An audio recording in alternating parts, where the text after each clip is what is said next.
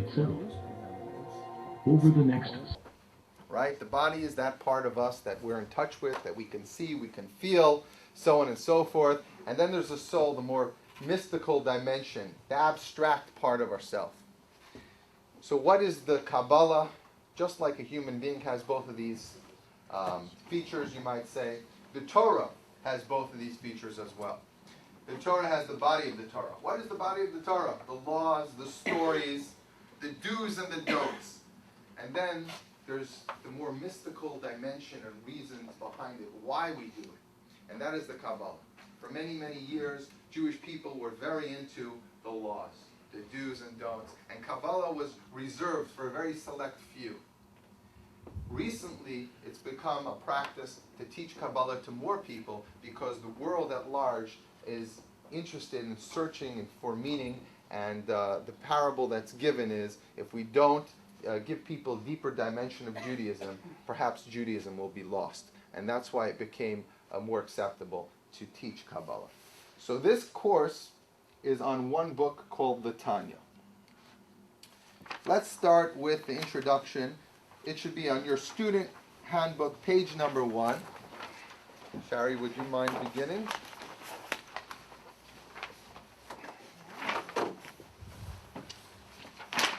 Yeah, you have there's an introduction before that, so. This is the page right here? No, it's page number 1. That's different kind of the number 1. Oh, there's many pages of this. Yeah, Okay. This is an introduction. Wow, it's a On your long own, we encourage introduction. everyone. Okay. Yeah, there you go. All right. So you think you are perfect just the way you are. Or you think the idea of perfection is a myth and an impossibility. You think humans are born in sin, or that we are all pure until the world gets its hands on us. Truth, of course, is always more nuanced, and the only absolute is that nothing is absolute. We will begin our inner journey with a revolutionary new look at the basic moral divide. Hint, if you think we're going to be drawing the line between good and evil, you are in for a big surprise. Okay. So let me give you a quick class overview. Number 1, the world of Tanya. I'm going to introduce the book. What is this course all about? And a quick overview. Next, I'm going to bring the first big idea, which is the idea of 2 souls that the Tanya presents to us. All right, some of us are familiar with this, but we can't take the next step until we get the basics. Next, third part of this class is we are going to look at the structure of the souls. If you want to know what's going on inside, why we have conflict, why we can't overcome struggles, why we have fears, so on and so forth that are stopping us, you have to look inside, you have to understand what's going on.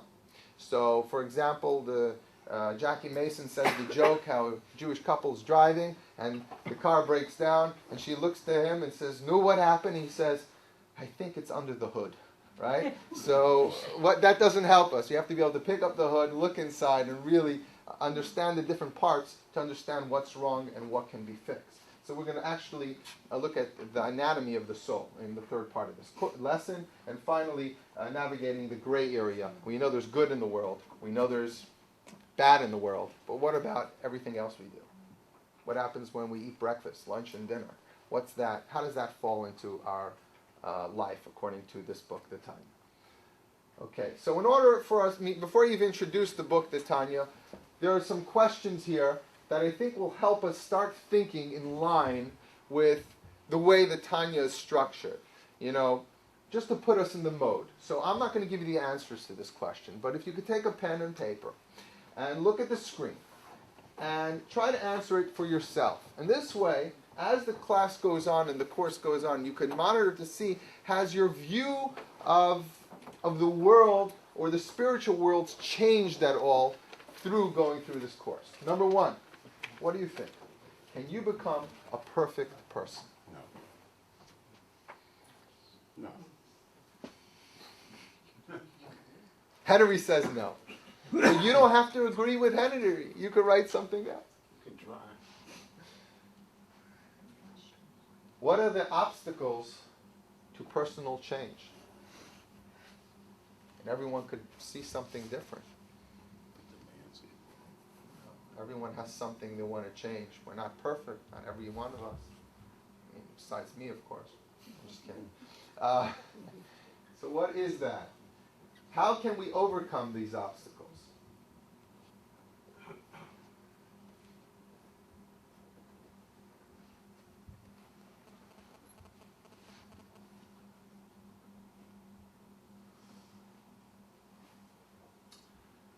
Big question, does God want perfect people? I'm sorry, does God want imperfect people? Yes, no, why, maybe.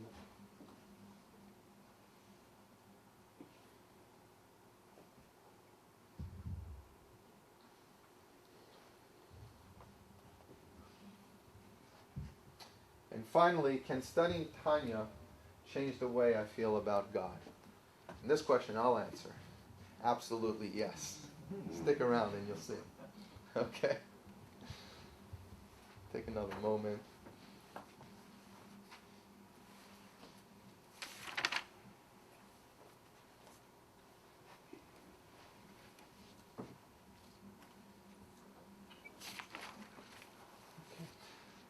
Let me start by introducing to you the author of the Tanya. His name was Rabbi Schneur Zalman of Liadi. Liadi is a small city in White Russia. He published the Tanya, this book, in the year 1796. A collection of discourses. The Tanya is not just a book of self-help, but it's a program for life. What happened was the Alter Rebbe, Rabbi Schneur Zalman of Liadi, is also known as the Alter Rebbe. In Yiddish, Alter means the old. Why is he the older Rebbe? Because in the tradition of Chabad Hasidism, there's actually 7 Rebbes.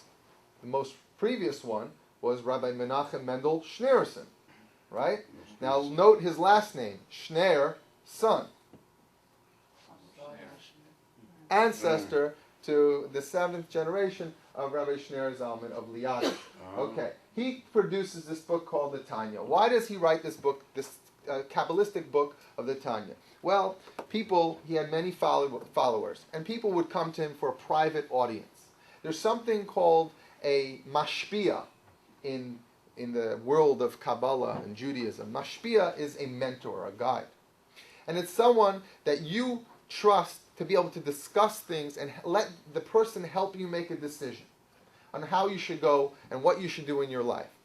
Now, why should you ask someone else? Well, the general rule is a person loves themselves.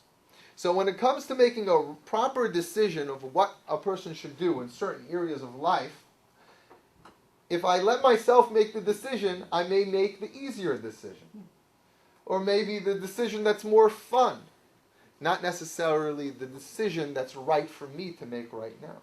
So everyone had a mentor. Now, everyone wanted Rabbi Schneur Zalman, the great Kabbalist, to be their mentor. And they'd wait many long weeks in order to get an audience. And he realized that he just didn't have the time to mentor each person separately. So he authored the Tanya. The Tanya is, like this course is called, Soul Maps. It gives us a map of our soul, of our spiritual subconscious, and by understanding what's going on inside, it'll allow us to become much better people, much healthier people, more spiritual people. Better fathers, mothers, sons, daughters, parents, siblings, so on and so forth. Now, when the Alter Rebbe came out with this book, it was very controversial. People, many very Orthodox rabbis, put a ban on him and the book. Why? They said, this is secrets of the Kabbalah. You're revealing it to the average Joe. I'm not talking about Joe the plumber here. I'm talking about the Joes in those times. They just allow them to study these deep secrets. How can you do that? This is reserved for the rabbis, the Kabbalists, the saints, the spiritual souls, not ordinary people. And the Alter Rebbe's view differed, and he said that this is what we need now, especially. He foresaw the future when Jewish people wouldn't be living in the shtetl, where it was easy to be a Jew in the shtetl, right? Where there's no distractions. You grow up, you go to cheder, you learn Yiddish, you eat kosher. He saw a world coming up where Jewish people would be very integrated and accepted in society, and he realized that we need a book of Kabbalah that'll help people grow, that the ordinary person, they don't even need to know how to read Hebrew, but they could benefit from this book. So that's why he wrote the Tanya. Today, everyone accepts the Alter Rebbe and the Tanya, but in his day, it was controversial, like many other great spiritual Jewish leaders in history.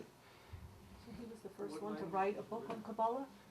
That was so readily available to everyone.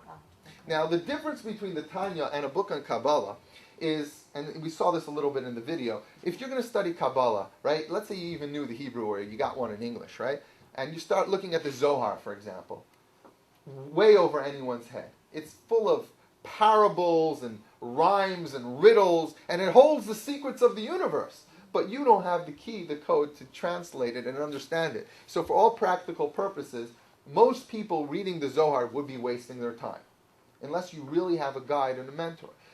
The way this book was written that the average person should be able to understand. So these are Kabbalistic ideas brought down in a more practical way. So let's call it practical Kabbalah. Okay? Let's look at the introduction that the Alter Rebbe gives to his book of Tanya. And it's text number 1, page number 2. I address those who know me well, with whom affectionate words were often exchanged in private audience, and who reveal to me all the hidden recesses of their hearts, minds, and matters related to the service of God.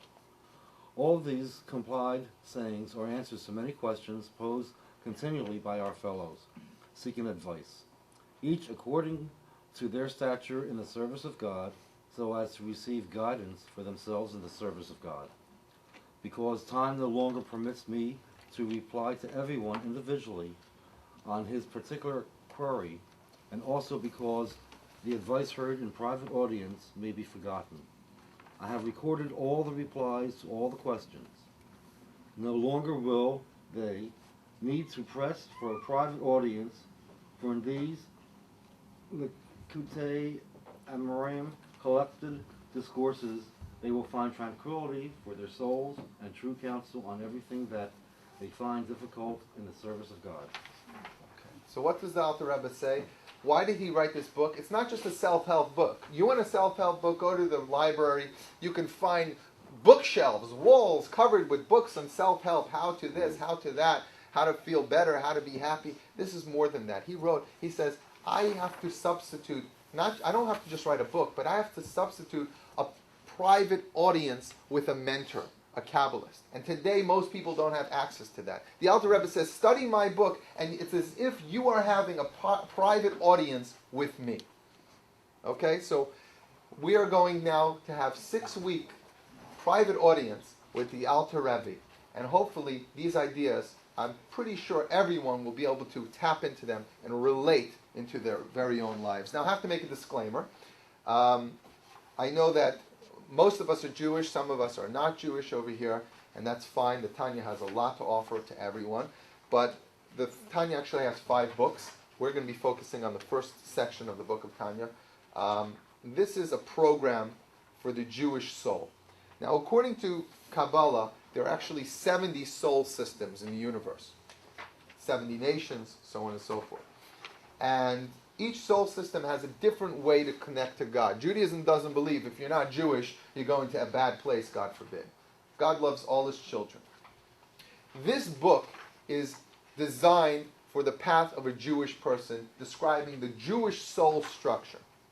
That doesn't mean that a person who's not Jewish will not find much depth and much relevance and much meaning and relate to many of the ideas.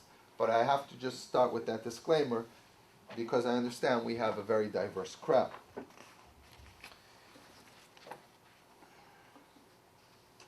Okay.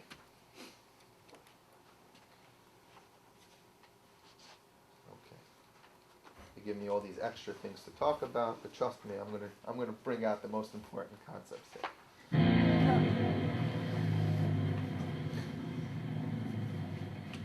When you're studying the Tanya, it's like walking through a beautiful forest.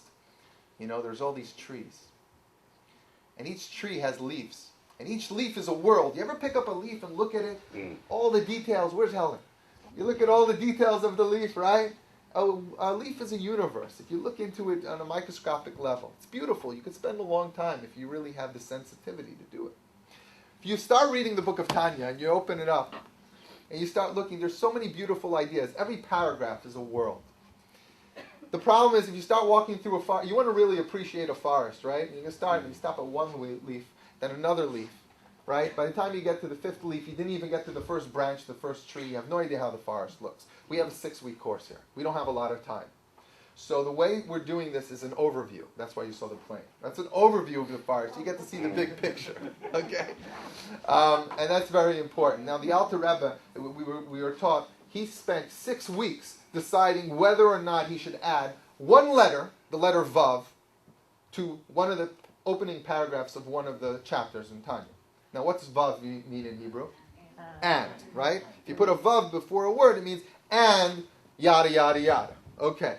He spent 6 weeks debating whether one chapter was a continuation of the other concept he wrote, or it's a whole new, fresh concept.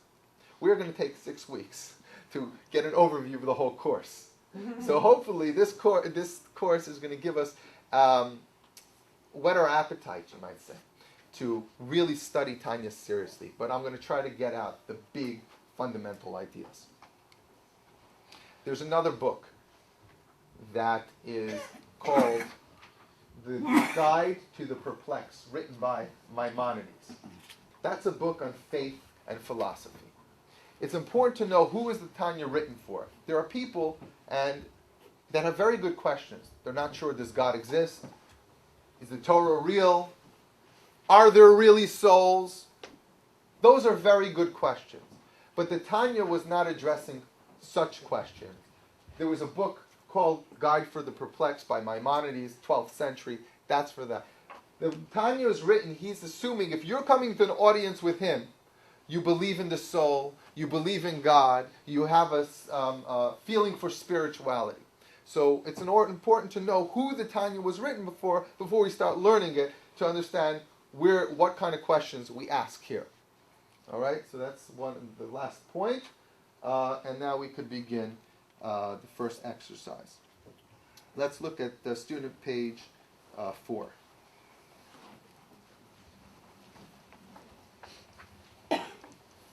Entering the world of Tanya. Learning exercise 1. Yes. All of us regularly make resolutions, whether they are New Year's resolutions, birthday resolutions, or just plain, it's time to take charge of my life resolutions. We decide that we would like to be a certain way, and we need to change our behavior to achieve that goal. Yet often, a few days or a few months or a few years later, we found that we have not followed through. For the purpose of this exercise, think of one failed resolution that you have made. Write it down. Now think about why you did not follow through on that resolution. Write it down. When is it that you really want to follow through on that resolution or to abandon the resolution? Which you is the real you? Okay, take a moment.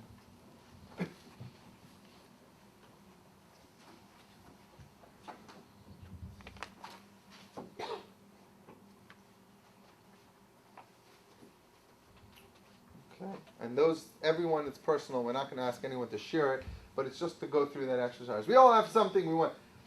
Made a resolution, I'm going to go jogging 3 times a week. Some reason we don't end up doing it. So why not? Make a resolution, I'm going to try to be nice to my spouse, especially even when I'm tired. I'm going to try to make an extra effort to be nice.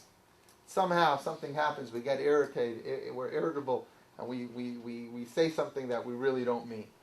Right? We all have different resolutions. So which is the real you? So does anyone want to share, without telling us what the resolution you failed at was,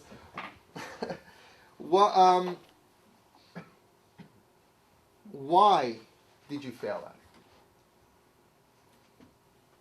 Any volunteers? Yes, you feel it's too much. Too much. Too much. What about a practical resolution? There's some people that take on resolutions that are very practical, that aren't too much, right? Too lazy. Laziness? Okay. Not fun, you're saying. Uncomfortable. It's not fun. I don't want to do that anymore. That's laziness, maybe. But okay.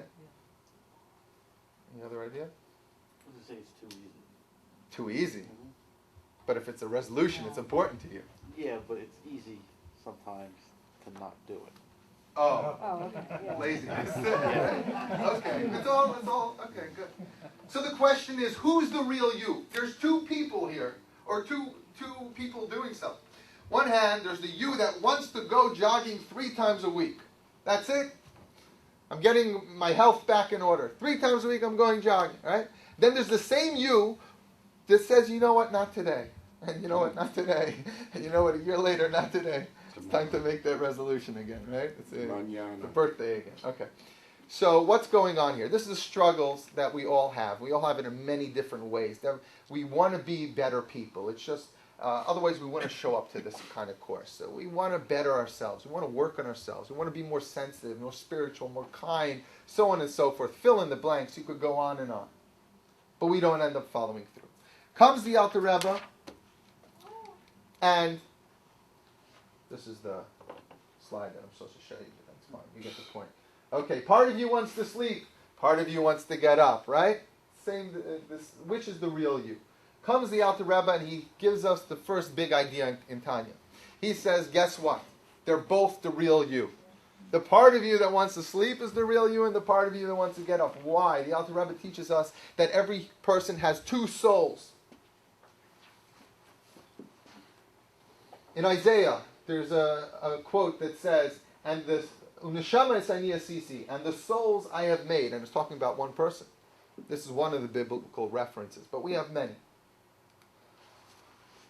The name of the one soul is called the Nefesh HaBahamis, which is the animal soul. The other one is the Nefesh Halikis, the godly soul. All right, now you can already start to draw lines between which feeling, impulse is impulsed by which soul. And these 2 souls, this is the problem. If the animal soul was in one person and the godly soul was in another person, life would be beautiful. Problem is, one human being, 2 souls. Let's explore a little bit. Let's learn about these souls, and then we'll understand our inner struggles a little more according to the time. Let's look at the animal soul. Now, when I say animal soul, many people think bad soul, evil soul, Yetzer Hara. That's wrong. The animal soul is more accurately translated as the natural soul. It's the soul that gives us life. It's actually found in the blood. It's not like if you look in the blood with a microscope, you're going to find the soul. No, this is spiritually connected to the blood. You won't see it physically. It doesn't exist in the physical realms. Okay? It's the soul that's selfish, wants to take care of us. It's that soul that wants to make sure you have a roof over your head, wants to make sure you're warm at night, wants to make sure you have food in your stomach. It's a soul that wants to enjoy itself and have pleasure. It's not bad. Anyone have a dog here? Is your dog bad? I don't know. I just got it. Your dog's wonderful. Otherwise, your dogs are beautiful. But it's an animal. Very selfish, very self. It can do acts of kindness, but in an animalistic way. This animal soul is like that. Okay? It's self-preserving. It's the vitalizing soul that every person has. According to the Tanya, a person is born with an animal soul. That's what gives you your life. When does your godly soul come into the picture? When you're bar or bat mitzvah. 12 or 13 years old, depending if you're a boy or girl, right? Fine. So it's very normal to have this animal soul. There you go. Important points. It's not evil. It's instinctive. It's self-oriented. It wants to enjoy itself. It wants life to go good. It doesn't want to work too hard. If you talk to it about meaning and purpose and spirit and God, it's not really interested. Don't bother. What's for lunch? What's for dinner? Oh, that's the godly, that's the animal soul. Okay? Fine. Animalistic, we said that. Not only that, but it could do good. Very important to know that the animal soul could do. You're walking down the street, there's a beggar, he looks up at you, and you see he had a hard life, and he picks up his mug, he says, "Sir, can I get $1 for a cup of coffee?" And you reach in your pocket, and you put the dollar or the coins in his thing, you walk away, you know what, and you feel good? That's a good feeling. It's nice to give. It's nice to help. It's still the animal soul. The animal soul's not bad. It only wants to do things that it enjoys. Okay? Hopefully we got the picture. Let's talk about the godly soul. The godly soul is totally different, just the opposite. Says the Tanya, the godly soul is a soul that's selfless. The godly soul is a soul that searches for meaning. It's that voice inside for us. Why are we here? Why are we live? Why were we created? It's the one that yearns to create, to connect to a higher being. It's the one that wants to give and love, but for no reason. Not like giving the money to the poor man so you feel good. It wants to do things just because it's good. Selfless. This is the godly soul. Now these two souls, totally different personalities. One sitting on the couch with a big tub of ice cream. One sitting there in a yoga position. Okay? In the same body. Picture this. A car zooming down the highway. 95 miles an hour. But there's two people trying to drive that car. And they're fighting for their life to take control because each soul wants to express itself. You can imagine the drive is going to be a bumpy drive. You get yanked this way, you get yanked that way, up and down, right? That's sometimes when we go through life, we feel that going on inside. We want to do this, but we just can't get ourselves to do it because there's a voice that just wants to relax, just wants to take it easy. We want to do good. The other voice says, I don't mind doing good, but not when you don't have to eat lunch. Right? This is the conflict that's going on, says the Alter Rebbe. Let's look in the Alter Rebbe's words, and let's see how he describes, first, the animal soul. Page, where do you have it? You have it on page 5. Page 5. Chenek David. Okay. Every Jew, irrespective of his or her spiritual standing, possesses two souls, as it is written. Quote, and neshamot, souls I have made. Yeshayahu is Isaiah 57:60. These are two souls. One originates in non-holiness, and this is the soul that is clothed in the blood of a human being to give life to the body. As it is written, for the soul of the flesh is in the blood. It's Vayikra, Leviticus. From this soul stems all of the evil, as well as the naturally good traits. For the soul of non-holiness is derived from a neutral level of non-holiness, which also contains good. Okay. That last line's a whole different world, and if we have time, we're going to get into it. Neutral non-holiness. We're going to talk about holiness, non-holiness, and then unholiness. But we'll get to that soon. Bottom line is that the animal soul is not bad. However, some of the worst and most evil things a human being can possibly do, where does it come from? It comes from the animal soul.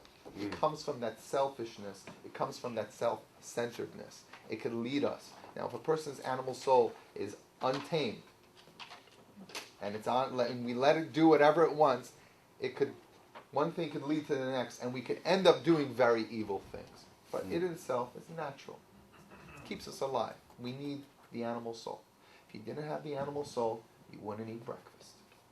You'd just be meditating all day. We know Judaism is very into food.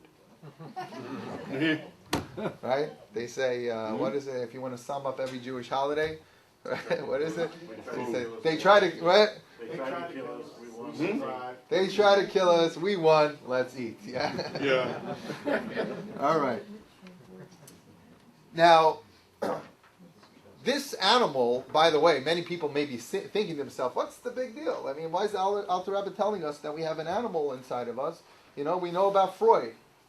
What's Freud say? If you take the human being and you look in the center, the core, what motivates every human being? What makes you do everything you do? He'll tell you the id, that selfish, animalistic drive. You're just doing it to get something else. That's what Freud says. First of all, Freud lived about 100 years after the Alter Rebbe. So it's interesting that his big chiddush is already in the Tanya. Okay, that's first of all. But second of all, what the Rebbe, the previous Rebbe, or the Rabbi Menachem Mendel Schneerson, the current Rebbe, who recently passed away, he would say that that Freud was brilliant. He dug deep in the muck and cesspool of human subconscious, and he found that selfish animal, the id. The problem is, he didn't dig deep enough. If he would have dug a little deeper, he would have found at the core, the real core of the human experience is the yid. He didn't say it like that. Yeah. But it's a godly soul. So yes, we have an animal soul, but then there's a deeper part of us that's selfless. But they're both. Now what happens is, we're used to the animal. You see, we have an animal soul until we're 12 or 13 years of age. I mean, by the time the godly soul is introduced, now it's in us. Tanya says the godly soul is in you even when you're born, but it's not revealed. It's like very, very hidden. It's only revealed when you become responsible to do the mitzvahs or to make this world a better place, when you're bar bat mitzvah. So when your godly soul is introduced, your animal soul is all buff. It's been there for 13 years. It's been working out. It's been just taking care of itself, and the godly soul comes into the picture. It's fresh. It's new. It doesn't have any experience here in this world. So naturally, we're more in touch with our animal soul. The struggle is going to be to let our godly soul control our life. Let's read about the godly soul inside. Text number 3. Where are we? Would you like to read for us? Oh, I hope so. Okay. But the second soul of the Jew is truly a part of God above. As it is written concerning Adam, and God breathed into his nostril a soul of life. And as we say in the morning prayers, you breathed my soul into me. It is written in the Zohar, when one exhales, he exhales from deep within him. That is, he exhales from his innermost being, for it is of his innermost vitality that a person emits through exhaling with force. Very good. So how was the godly soul put into us? It says, and God blew a living soul into us. Now the rest, let's talk about the rest of the, you remember we just spoke about the creation of the world a few weeks ago in the Torah portion, Genesis, right? And God created, he said, let there be this, and he said, let there be that, okay? And he said, let there be animals. So the animals were created through God's speech. Then he creates Adam, lifeless, and what does he do? He breathes into him a soul. And what did we just learn here? That when you breathe, it comes from the innermost, the depth. So what does that teach us? The godly soul is literally a part of God himself. There's a spark of godliness inside every single person. Okay. So now you can understand the difference, the relationship of the two souls to God. One is an external creation through speech, and one's a more deeper creation, internal one. By the way, if you look at the Hebrew word neshama, which means soul, where does it come from? When we say soul, it comes from the word neshima, which means to breathe. The soul is a part of God, a spark of godliness, from the essence of God, you might say. Okay, let's get moving. Let's do an overview. The animal soul is your life force, right? The Energizer Bunny. Godly soul is your second soul. The animal soul is created through speech. Godly soul is a part of God himself. Animal soul is more selfish. Godly soul, selfless. Okay. I think we made it clear. Yeah. There's a little exercise. We're not going to do it. There's not a lot of time. But basically, on page number 7, it gives you all these words to fit in, put in the right column. So we'll just do it quickly. Animal soul, selfish. Godly soul, altruistic. Animal soul embodied in the blood, godly soul breathed into us. Animal soul seeks pleasure, seeks godliness. The primal soul, the secondary soul, relates to the natural, relates to the transcendent. Okay, we got the picture. We have some doctors in the room. And all the doctors know Which is that the primal soul? The godly soul? No. Yeah. the animal soul, it's the one that keeps you alive. The godly soul is sent into the body as a missionary. Even though Jewish people, we don't use the word missionary because we don't have missionaries. But I'm saying it's in there to have an influence on the animal soul. That's why they're there together. And that's the big question. Why are they there together? Imagine God would have just created a whole bunch of people with godly souls. There'll be no challenge. There'll be no struggles. We'd all just be angels floating around with auras around us. No, God said, let's shake it up a bit. Okay, let's give them a challenge. So in order to know anything about the body, you have to sit down and memorize hundreds of body parts and functions, so on and so forth. So same thing when it comes to understanding our subconscious, especially our spiritual subconscious, we have to understand the anatomy of the soul. So that's what we're going to do right now. Very briefly, the Tanya takes a few chapters to go over it, because this information is found in Kabbalah from before. So again, some of us are familiar. I'm going to give you a quick overview. There's something called the 10 sfirot, the 10 faculties or powers that God used to create the world. If you want to look at the map of this, you'll find it on 9, and you'll see this is we actually had a whole course on understanding these 10 powers of the universe. Now we know that a human being is supposed to be a microcosm, a small universe, parallel to the real universe. So we have those 10 powers within us. What are the 10 powers? Look on page number 9. You'll see the first 3 are cognitive, chachma, bina, das, wisdom, knowledge, and understanding. And the next 7 are your emotional powers. Love, they translate it kindness. It's actually love or attraction. It's all the same idea. Next one's gevura, severity or restraint or harshness, right? We all have these powers within us. These are the powers of the soul.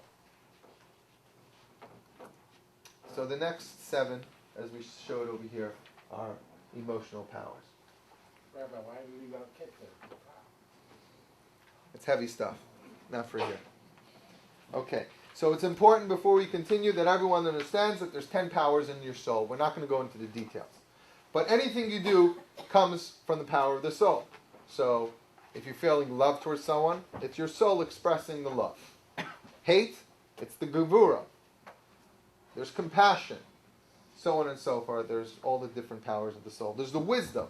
It stems all in the soul. Okay. Now, aside from the soul having the 10 powers, there's something that's external, and they're called the garments of the soul. You might want to just take some notes here because this is going to be important for later on. So your soul has 10 powers, and then there's the external parts that are the garments. And what are the garments of the soul? Let's look over here. Thought, speech, and action. Why are they called garments? Because a garment you can take off and you can put it on. So if you're about to say something that's hurtful to someone else, you don't need to do it. You could stop and say something nice about the person. These are the garments. Thought, speech, and action. In Hebrew, garments are levushim. Levushim. Okay. So what are your garments?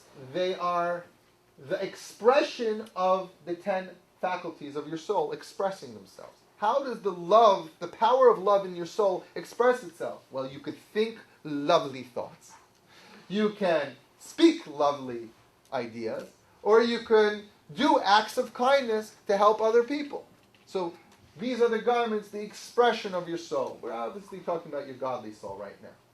So let's talk about your godly soul. Where do we find the kind of thoughts, words, and actions that allow godly soul to express itself? Take thought. How does the godly soul express itself through thought? Any ideas? Well, we're all doing it right now. What are we doing? We're studying. We're studying Torah. Torah is God's wisdom. It's done with the mind. Right now, the godly soul in every single one of us is having a ball, a party, enjoying itself. It's expressing itself. This is healthy. Okay. Speech, through prayer. Action, through mitzvot. Okay? Speech can be many things. Just by complimenting someone, and if you're doing it mindfully, you're not doing it because you want something from them, right? That's the animal soul. You're complimenting them because you want to raise them up, and you're like, that's the power of speech. So on and so forth. So now we understand that the soul has 10 powers, and it's expressed in the garments. Quick overview of faculties and garments to understand this a little better. Faculties are internal. Garments are external. Faculties are your character. Garments are your behavior. Faculties, self. Garments, thought, speech, and action again. Self-expression. Faculties, inside. Garments, outside. Faculties, what you want. Garments, what you actually do. Let's look inside and see it in the Alter Rebbe's terms. Text number 4. 4? Page 8. Page 8. Page 8? Yes. And you could do text number 5 also, since it's short. Okay. The soul consists of 10 faculties corresponding to the 10 supernal sifrot from which they derive. The 10 powers that God created the universe. Okay. In text 5, in addition to its 10 faculties, every godly soul possesses 3 garments. They are thought, speech, and action, as they find expression in the 613 commandments of the Torah. Okay, very good. So we just gave a very quick overview, a map of the godly soul. All right? Again, it's a world, it's a course, it's a lifetime to master. If you really want to study it, we have a quick overview with that little plane from before, right? Flying right over. Okay. Now here's the big question. Spoke about the godly soul. How about the animal soul? What is the spiritual makeup of the animal soul? So to answer that, we'll read inside on text number 6.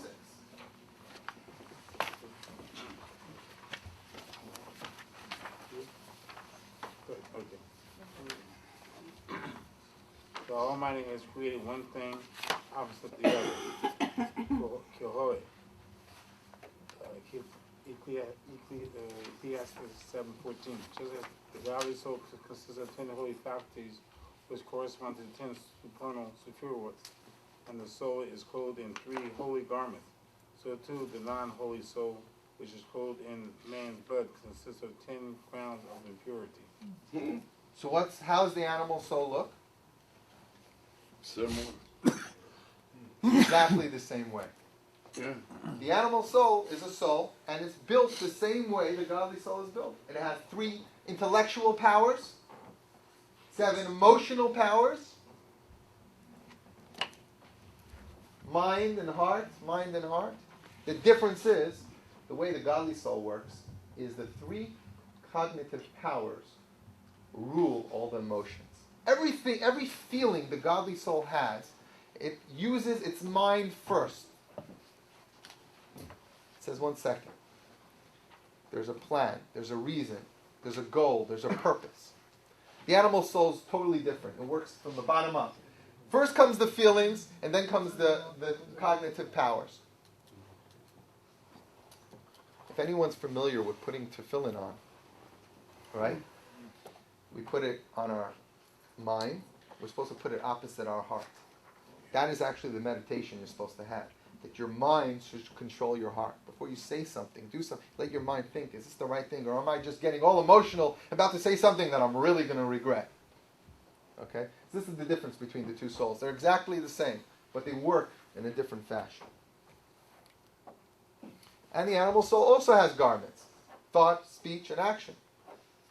Now, I don't have to give you examples, but there are a lot of thoughts that are things that might be immoral, right? Not so healthy, especially for relationships. A lot of thoughts that could be negative about another person. Where's that coming from? The animal soul. Speech. Lashon hara. We could say something negative about someone. We could say something to hurt someone. We could say Lashon hara about someone else. It's the animal soul using the garments. And action, the list goes on. Okay. What is our job? Our job, says the Tanya, if you want to live a healthy life, make sure that all your thought, speech, and action is an expression of your godly soul, not your animal soul. So you're about to say something. Stop. Think. Mind over heart. What am I saying? About to do something. So on and so forth. And this is the exercise that Tanya wants to get you to start thinking about.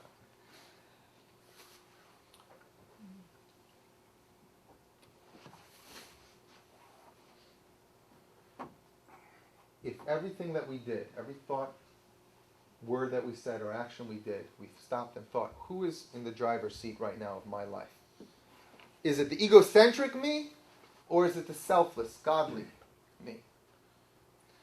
Is it the me who just wants to enjoy life and wants what's now and here, or it's the me that has a vision, is looking for purpose, and looking to grow and excel? If everything we did, we stopped for a second and said, who's about to do it? Is the godly soul, the animal soul doing it? And we say, 1 second, animal soul, calm down. We need you. And we're going to talk about this soon. We need the animal soul. We don't want to allow it to, we don't want to just choke it off. We're going to use it to help us. But who's going to be in the driver's seat?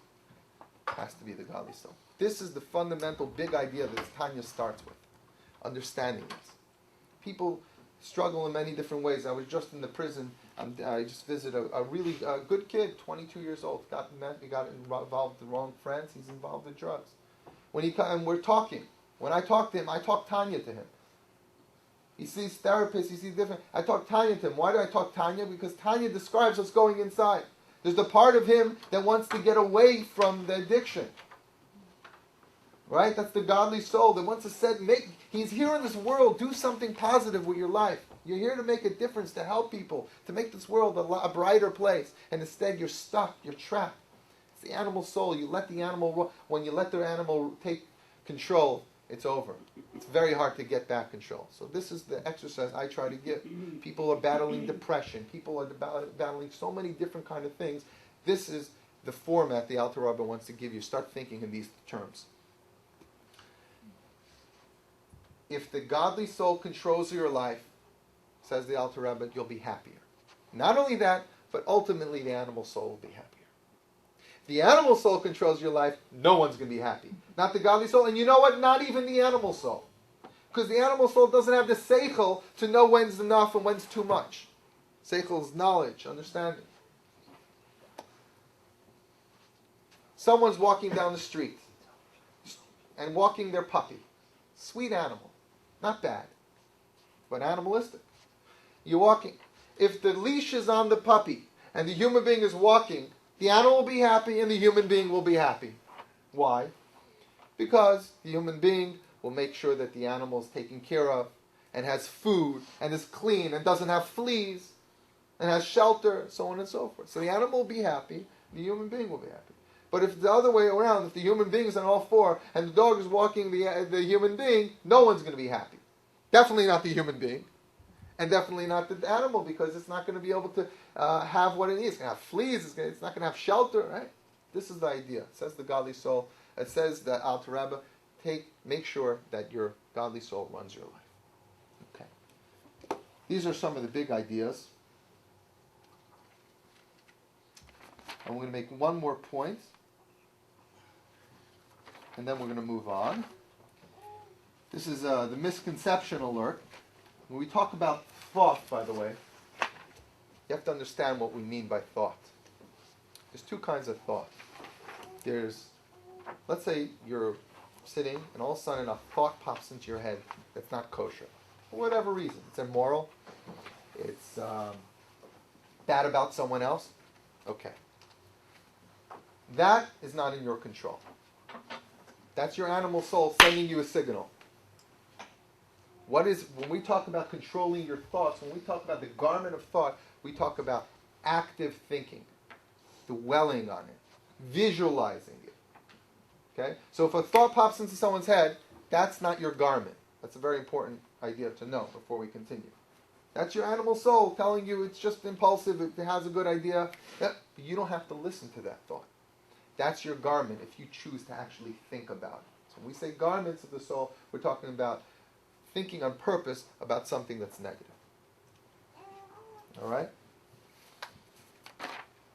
If you look at the table number 3 on page 14,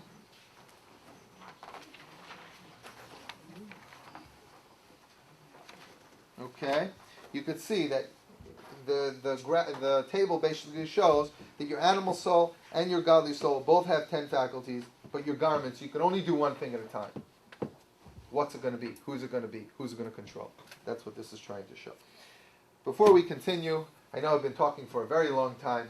I'm tired. You're probably tired. I give an opportunity if anyone has any questions or anything that they want to ask or point out, so on and so forth. We have a few moments now before we go on. I have a question. Yeah. No, I'm just kidding. Go ahead. It seems to me that the godly soul is selfless. Yeah. How can we human beings, in other words, where does it come up? In other words, everything that we do, whether we give charity, whether we're walking the dog, whether we're grooming the dog, or whatever it is we do, there's an ego involved. There's something inside of us. Even if you don't tell the person, it makes you feel good. Right. I mean, how do we deal with that? In other So words, the point is, we should allow the animal soul to express itself, but on a leash, by the godly soul. okay. The godly soul still has to control the animal. We need the animal soul. An ox is very powerful. If you harness it properly, you give it a plow. In the olden days, today we have tractors. You could plow a field and give food to many, many people, right? So what you're saying? But if you let it run loose, So what you're saying then is that the godly soul really controls, to some extent, the animal soul. it doesn't. It's up to you to decide. Naturally, your animal soul controls everything, and your godly soul, it can't do anything. It's 13 or 12 years behind. It's deeper inside your subconscious, so you don't feel it as much. You're not as touch with it. So it's up to us to make that conscious decision. The Tanya is basically telling us, live mindfully. Everything you do, from drinking a cup of water, and we're gonna get into this a little later, about living mindfully. Everything you do can be holy. We need the good animal soul. Again, like we said, if you don't have the animal soul, you won't eat breakfast, lunch, or dinner. You won't sleep. You just be all day just doing selfless acts. So you need it, but use it as a tool. Does that answer your question? Not really? Discuss it another time. Yes. I was going to say, with what you're talking about, if you do something like tzedakah, you do it because it makes you feel good. But then there's going to be times when you're going to give charity, not because necessarily it's going to, because you know that that's the right thing to do. So I was thinking of what Ron is saying. It's when he's saying you do something only because you get something out of it. Eventually, there's going to be a time when you're going to realize you have to do it because you have to. It's it's what you're supposed to do. And sometimes it hurts to give tzedakah. You know, sometimes when you realize if you don't step up to the plate right now, something very bad is going to happen to an individual. Right. That's not, but this is the point. This is the point that you just have to be mindful. It's okay to enjoy giving charity. That's okay. And that's the animal soul. That's fine. It's not like you're not supposed to give charity if you're going to give it in a selfish way. As long as you're doing something good. Use your godly soul for a moment and be mindful. 1 second. Don't get so excited. Try to tap into your godly soul when you do the mitzvah too. But if you don't, that's fine. The problem comes when you're doing other things. That's when the problems come in. Right? When you're doing something that's dangerous or negative or hurtful. So, you had a question? I think my question was the same as his, and I want to try to word it a different way, because I think we're talking about the same thing. obviously you said that the animal soul could do good or bad, that Yeah. it could be good and evil. The problem is that good deeds, good thoughts, good actions, how do you know whether it's your godly soul that's dictating that or your animal soul? Because there is some gratification that takes place to the animal soul by performing the good deed. So where do you draw the line? How do you know What How do you happens? distinguish? What happens if we say that when you do something good for the wrong reason, you win with both souls. Hmm? You win with both souls are winning. The animal soul is doing it and enjoying it, but at the very same time, there's a part of you that's really doing it for a selfless reason, and your consciousness may not even feel that. Where does the discussion come in? Not when people are doing good things. I don't care if people do good things for the wrong reasons. Well, let them do good things. The problem becomes when you allow the animal soul to do bad things, then you don't allow it to express itself at all, says that time. Does that help at all? I think it's sort of like a process where you start off, you do things maybe for the wrong reason, for your ego. The idea is eventually to try to bring yourself to a level where you're doing it really for the right reason and because it's the right thing. Right, very And good. in the long run. This is actually It's not gonna happen overnight. what Yossi's saying is actually going to be the next lesson where we're going to be talking about three types of Jewish people. There's the tzaddik, Rasha, and Beinoni. The righteous individual, the Rasha, which is a wicked man. It's not a good translation. And then there's the average man. And then and then we'll have to see where do we fit in, where are we holding. But we start off, do things even if they're not, do good things even if it's for the wrong reason. You don't know. You might do something good and it might be your animal soul talking. But I'll tell you, at the same time, subconsciously, your godly soul is having a part. Most probably, most of the good, and you'll find out in the next lesson,